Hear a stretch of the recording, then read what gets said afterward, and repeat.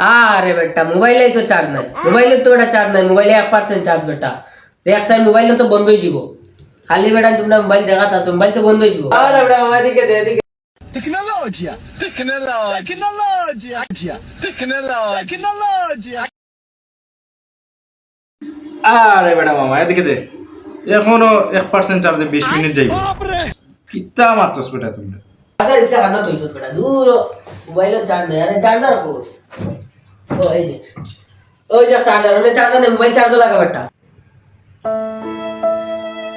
আরে বেটা গেছে, বালটা গেছে।